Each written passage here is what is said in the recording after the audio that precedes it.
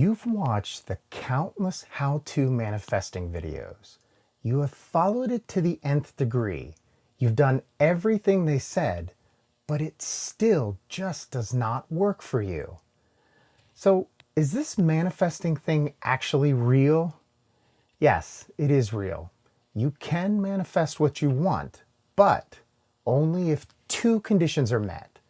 No one tells you about these two conditions. This is why most people that try to manifest fail.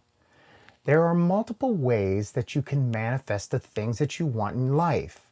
But if these two conditions are not met, you won't manifest what you want. My name is David Fetro. I'm a spiritual drifter. So many videos out there are telling you how to manifest what you want. But how many videos do you see that are telling you that they actually manifested something? Not many. No one tells you about the groundwork that you have to set before you actually try to manifest something. In this video, I'm going to show you how to set that groundwork and then how to properly manifest what you want. So the first thing that holds people back from manifesting is feeling a lack of worthiness. On the outside, they are telling themselves that they are worthy, but deep in the subconscious, the story is much different. Let me give you an example. Take a person working a job making, say, $35,000 a year. They may go up or down a little bit. In their mind, they say that they're worth 200 grand, but in their subconscious, 35,000 is what they really believe they're worth. All these years they spent listening to society tell them what they should be worth. Funny thing is, that's exactly what they manifested. It's easy to program yourself or be programmed when you are young, even when you're at an older age. Unfortunately, most of the things we hear when we are young are negative. This becomes ingrained in our subconscious. Most children will repeat what they hear. You're stupid, you're lazy, you're never going to amount to anything. It gets to the point where the child starts to agree with the words, and in fact, they start saying these things themselves. After that, the subconscious takes over, and that becomes a knowing for them. Another saying I hear all the time is the bad things are easier to believe. And that is true if that's what you tell yourself. Now, if you're getting a value out of this video, please let me know by hitting the thumbs up below. So it all depends on the emotions and beliefs that you have when those words are spoken or heard. When this happens, you come to a why in the road. You have to be mindful on where your thoughts and emotions take you. It is imperative that you catch this point. It happens extremely fast. If you tend to be a negative thinker, you will head down the poor me road. If you are a positive thinker, you will head down the what is the lesson for me road. I always used to travel down that poor me road until I understood the concept of the why in the road. Now I'm very open to what happens at that why. I don't fall into the trap of negative thinking. My saying is, it is what it is. And in most situations, I will manifest what I want. I being the higher self. I remember my mom used to use this washing powder called Tide to wash clothes. All I ever heard was nothing could beat Tide. I kept this belief, or should I say knowing, way into my adult years. One day I was staying at a friend's house for a few days. I had to wash my favorite shirt so we could go out, and they had another brand of detergent. All I did was complain until the shirt came out sparkling clean and smelled really good. And there was my proof that not only my mom, but somehow I got brainwashed into thinking Tide was the only brand to use. I never even questioned the product that my mom used to use. It just became a belief. How does this tie into manifesting, you ask? Well, the first step is to understand where our beliefs came from and how valid they actually are, if at all. This may take some time. It's possible to talk this through with yourself, but I highly suggest talking with someone that is not invested in your life like family members or friends would be. Someone that's impartial, that's not afraid to push the boundaries and the buttons, because you will have to push boundaries. Possibly a coworker, even a life coach. I have to admit, I was not looking forward to digging up those feelings that I buried years ago. But like the old saying says, I was sick and tired of being sick and tired. I do this with my clients almost every time. It's amazing how quick their understanding changes of who they really are. If this sounds like something that would help you, I would love to offer my life coaching services. I've been a life coach for many years. There's not much that I haven't seen or heard. I have a link below in the description of this video if you'd like to check out my website. So the next step after learning who you really are and who you really are not is to test the boundaries. What I mean when I say this is take a small step to literally prove to yourself that you have what it takes to do what you want to do. The one thing about this is there has to be a desire and passion to do what you want to do. You know, my father used to be a master carpenter. Me being the child that I was, never paid attention when he did carpentry work. I tried to frame a window a few years ago. Needless to say, there wasn't a window going into that frame. But I just did not have the interest in carpentry work. Thus, I never had the desire to learn how. Now for me, computers were a different thing. I could build, fix, and program a computer with my eyes closed. My dad, on the other hand, wishes that computers were never invented. But once again, he has no desire. Could he learn? Absolutely. Could I learn carpentry work? Yes, I could. I find that most people have no idea what their passions and desires are. So at this point, you just need to throw a rock and see where it's going to land. You need to trust that your higher self will put things in your path to show you the way. If you don't know what your higher self is, you can watch the video that I put in the link above or the link that I have at the video to understand this more. When you find something that interests you, make sure that it's small. Learn everything you can about that before you start.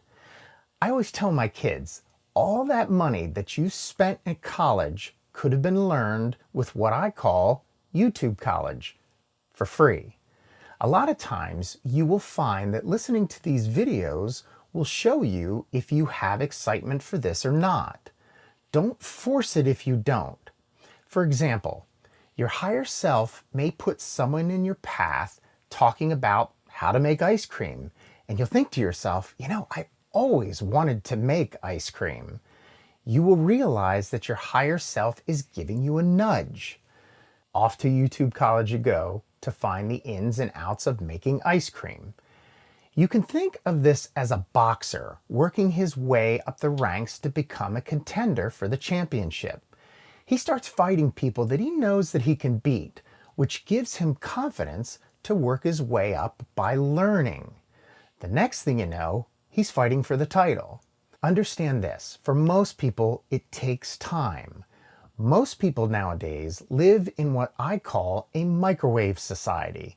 They want what they want very quickly, and they're not willing to do what it takes to produce quality.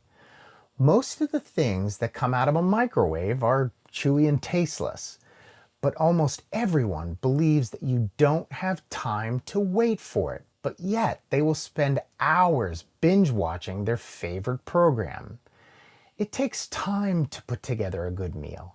Some people have to grow their own vegetables, clean and cut the vegetables, put all the ingredients together and mix them well. Then they have to wait for some time while it cooks before they can eat. The meal is far superior than anything that comes out of a microwave. I think you get the analogy I'm trying to get at here. Now what? Well, you go on to the second thing that you have to do before you manifest. You need to know if what you want to manifest is coming from your ego or your higher self. 95% of the time, if you want to manifest physical objects, it's coming from the ego.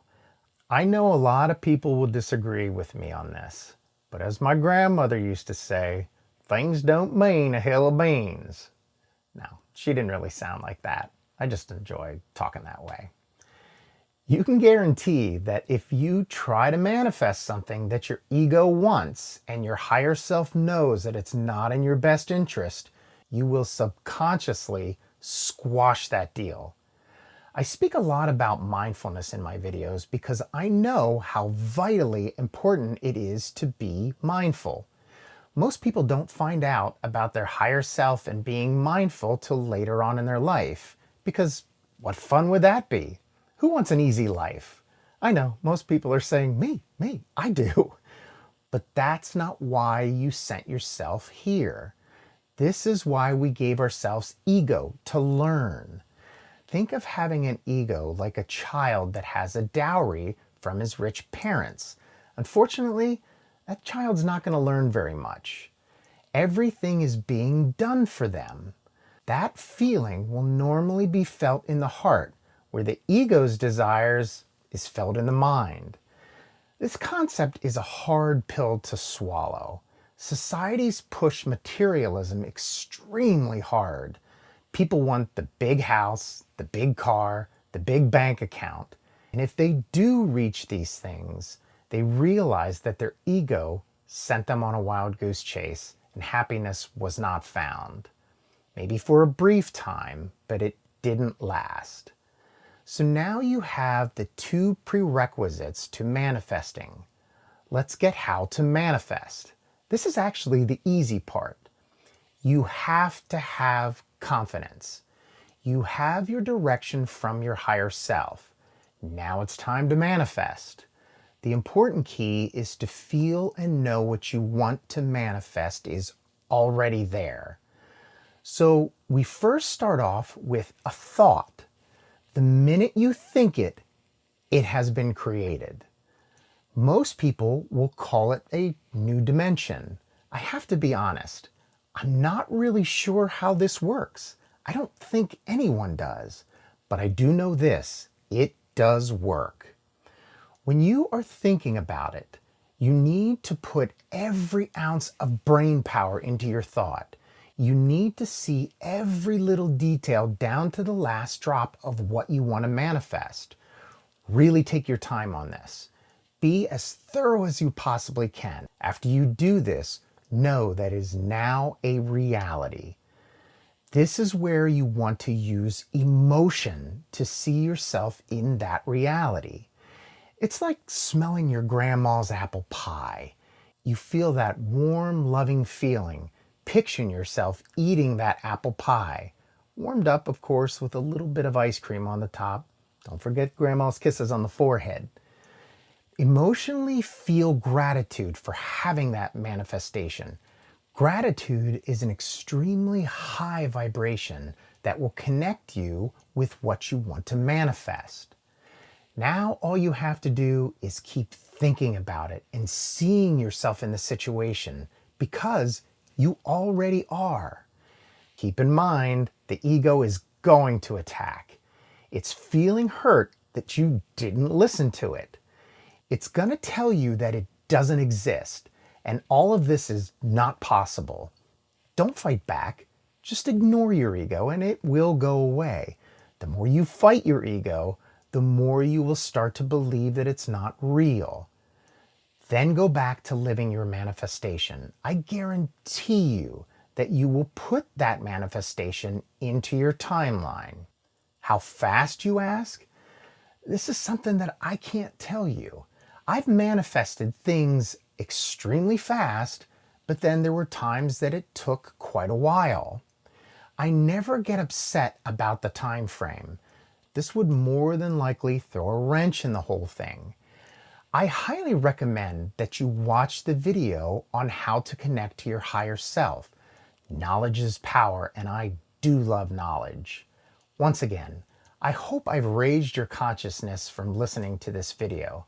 Thank you for listening. Have a wonderful day.